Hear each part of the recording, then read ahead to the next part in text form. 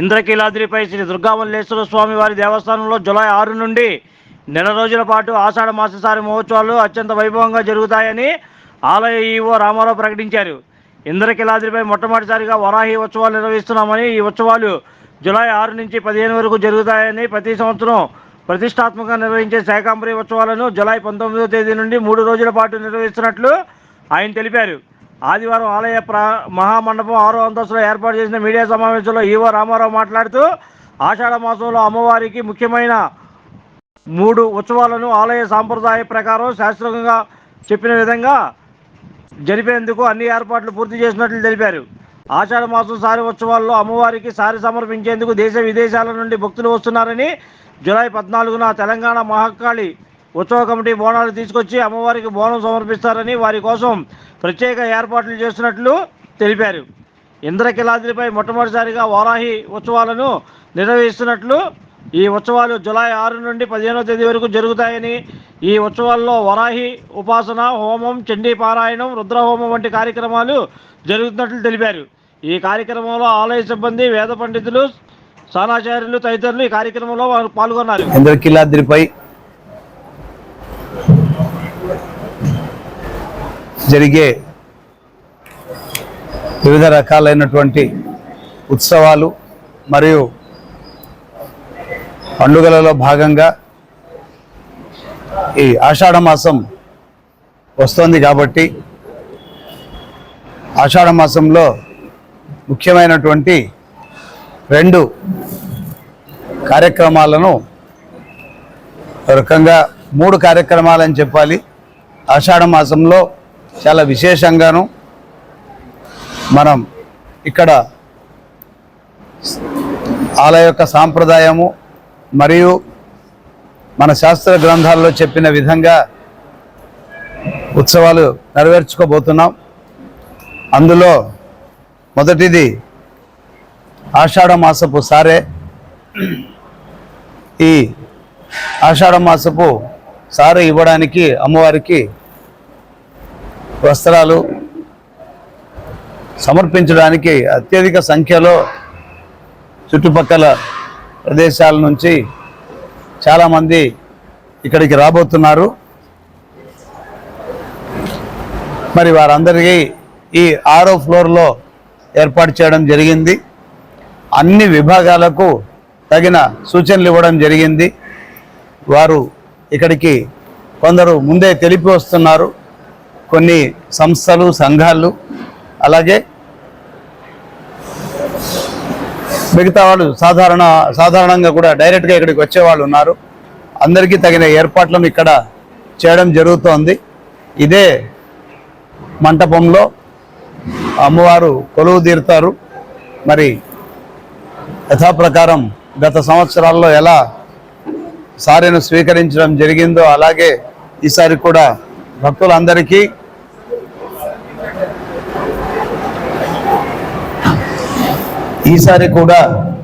భక్తులందరికీ ఆషాఢ మాసపు సారెకు సంబంధించిన ఏర్పాట్లకు దేవస్థానం సిబ్బంది, ఇంజనీరింగ్ సిబ్బంది సంసిద్ధంగా ఉన్నారు. మరి ఇప్పటికే కొంతమంది సంస్థల ప్రతినిధులు కూడా ప్రత్యేకంగా వచ్చి వారు తెలియజేయడం జరుగుతుంది. 6వ తారీఖు 6/7/2024 నుంచి, అంటే ఆషాఢ మాసం ప్రారంభం నుంచి 4/8/2024 వరకు ఈ కార్యక్రమం జరుగుతుంది. చిరు అంతరాయానికి చింతిస్తూ ఏ అంతరాయం లేకుండా కార్యక్రమం జరగాలని అమ్మవారిని కోరుకుంటూ, ముఖ్యంగా ఆషాఢ మాసము యొక్క ప్రారంభం 6/7/2024 నుంచి 4/8/2024 వరకు ఉంటుంది.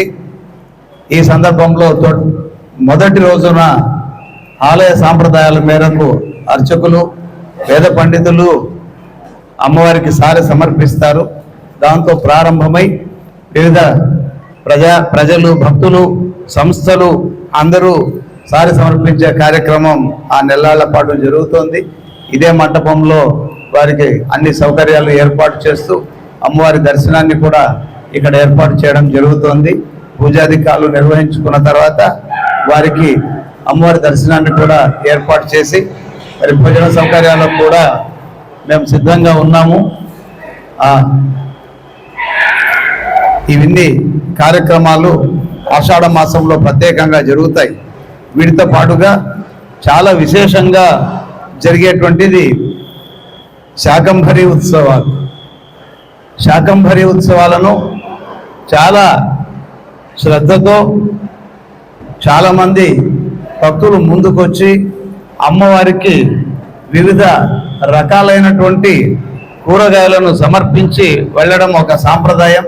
ఇప్పటికే చాలామంది శాకంభరి ఉత్సవాలకు సంబంధించినటువంటి అన్ని కూరగాయలను మేము ఇస్తామని చెప్పి చాలామంది చాలా సంస్థలు ముందుకు వస్తున్నాయి.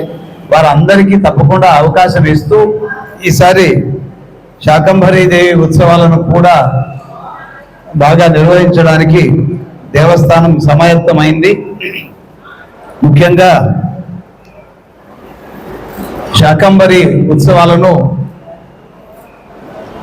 అమ్మవారు మనకిచ్చినటువంటి వివిధ రకాలైనటువంటి దుంపలు, కూరగాయలు మొదలైన వాటిని అమ్మవారికి సమర్పించేటువంటి కార్యక్రమం ఇది. అలా చేసినట్టయితే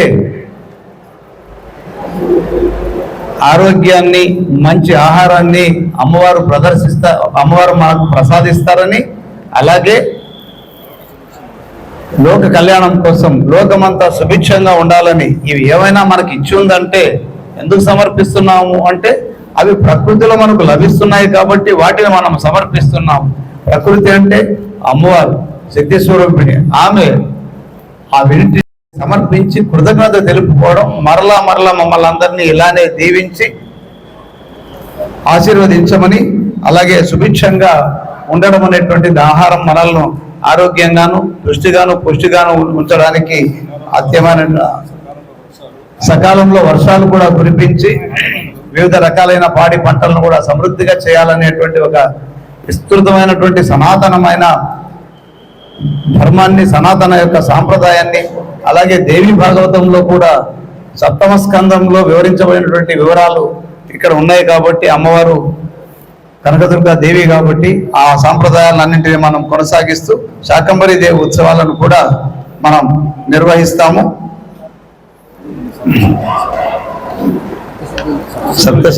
సప్తశతిలో ఈ విషయాలన్నీ చెప్పబడ్డాయి. అమ్మను వివిధ రకాలుగా వర్ణించారు. వాటిని స్థానాచార్యుల వారు ఈ కొంచెం విశేషాలను, ఇంకొన్ని విశేషాలను ఆయన వివరిస్తారు. సో 19వ తారీఖు నుంచి 21 వరకు జరుగుతాయి. 19న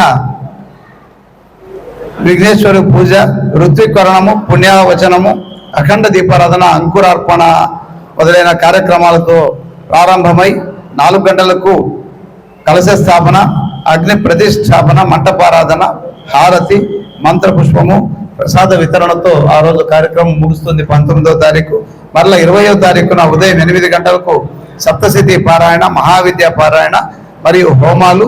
అదే రోజు సాయంత్రం మూల మంత్ర హవనము, మంటప పూజ, హారతి, మంత్రపుష్పము, ప్రసాద వితరణ 2వ రోజు జరిగితే, మరి 21వ రోజు సప్తశతి పారాయణము, మహావిద్య పారాయణము మరియు హోమము, శాంతి పౌష్టిక హోమాలు, మంటప పూజ, తర్వాత 9:30 గంటలకు మహాపూర్ణాహుతి, కలశోద్వాసన, మార్జనము, ప్రసాద వితరణ జరుగుతూ ఉత్సవ సమాప్తి జరుగుతుంది. తర్వాత ఆ ప్రసాదంగా కదంబాన్ని ఇవ్వడం సాంప్రదాయం. మరి ఆ కదంబాన్ని భక్తులందరికీ ప్రసాదంగా ఇవ్వడానికి ఆలయం 4 సార్లు వస్తాయి. వసంత నవరాత్రులు, వారాహి నవరాత్రులు, శరన్నవరాత్రులు అంటే దసరా పండుగ, అలాగే శ్యామలా నవరాత్రులని మాఘమాసంలోనూ విశేషంగా 4 సార్లు నవరాత్రి ఉత్సవాలను మనం జరుపుకుంటాం. ఇది అమ్మవారికి ప్రత్యేకం. అలాగా వసంత నవరాత్రులు అయిపోయినాయి. ఆషాఢ మాసంలో వారాహి నవరాత్రులను కూడా జరిపించాలని మా వైదిక కమిటీ ప్రధాన అర్చకులు అందరూ వేద పండితులు నిర్దేశించారు. మంచి జరుగుతుందనే ఉద్దేశంతో వారాహి అమ్మవారిని కూడా ఇక్కడ అనుష్ఠానం జరుగుతుంది. ఉపాసనా పరులైనటువంటి అర్చకులు వేద పండితులతో వారాహి ఉపాసనతో పాటుగా హోమం కూడా నిర్వహించబడుతుంది, హవనం కూడా నిర్వహించబడుతుంది. అలాగే చండీ పారాయణ మరి రుద్రహోమం కూడా ప్రత్యేకంగా జరుగుతాయి. ఇవి వారాహి నవరాత్రుల పరంగా దీనికి సంబంధించి ఆలయంలోనే ఉపాసనాది కార్యక్రమాలు ఇతర కార్యక్రమాలు నిర్వహింపబడతాయి. ఇది కూడా భక్తులందరికీ తెలియజేస్తున్నాం. అవి విశేషమైన రోజుల్లో వారాహి నవరాత్రుల్లో కూడా అమ్మవారికి విశేషమైనటువంటి ఉపాసనా కార్యక్రమాలను చేపట్టడం జరిగింది. తర్వాత వారాహి నవరాత్రులు జరుగుతాయి. వీటిలో ఒక రోజు ఏ రోజు అధికంగా వచ్చింది? పంచమేనా? ఒకరోజు అధికంగా చవితి 2 రోజులు రావడం వల్ల 15వ తారీఖు వరకు ఈ వారాహి నవరాత్రులు జరుగుతాయి. తర్వాత ఇంకొక విశేషం ఏమిటంటే మన పక్కన రాష్ట్రమైనటువంటి తెలుగు రాష్ట్రమైన తెలంగాణలో బోనాల పండుగ విశేషంగా జరుగుతుంది. 14వ తారీఖున మహాకాళి జాతర బోనాల ఉత్సవ ఉమ్మడి దేవాలయాల ఊరేగింపుల కమిటీ వాళ్ళు వచ్చి మేము అమ్మవారికి సారె తీసుకొని వస్తాము, గత 15 ఏళ్లుగా మేము ఇలాంటి కార్యక్రమం చేస్తున్నాము అంటే సాంప్రదాయాలను గౌరవిస్తూ ఈసారి 14వ తారీఖున వారు జమ్మిదొడ్డిలో అందరూ కలుసుకొని అక్కడి నుంచి అమ్మవారి మన కనకదుర్గ అమ్మవారి గుడికి ఊరేగింపుగా రావడం జరుగుతుంది. దానికి సంబంధించి కూడా మనం ఏర్పాట్లు చేయడం జరుగుతుంది. అలాగే 26వ తారీఖున పట్టు వస్త్రాలు అమ్మవారి నుంచి అక్కడికి సమర్పించే కార్యక్రమం కూడా జరుగుతుంది. మరి ఈ విషయాలను ప్రభుత్వము ఇతర రాష్ట్రం కాబట్టి ప్రభుత్వం యొక్క అనుమతి తీసుకొని ఈ కార్యక్రమాన్ని నిర్వహిస్తాము. అలాగే గౌరవ మంత్రివర్యులు శ్రీ రామనారాయణ రెడ్డి గారు కూడా ఈ విషయమై చర్చించారు. ఇది పక్క రాష్ట్రంది ఎలా జరుగుతుంది, సాంప్రదాయాలు ఏమిటి అని కూడా ఈ విషయాలన్నీ ఆయన కూడా చర్చించారు. త్వరలోనే గౌరవ మంత్రివర్యులు కూడా ఈ విషయాలపై ఒక సమగ్రంగా పరిశీలించబోతున్నారు. ఒక రివ్యూ కూడా త్వరలోనే ఏర్పాటు చేయబోతున్నారు.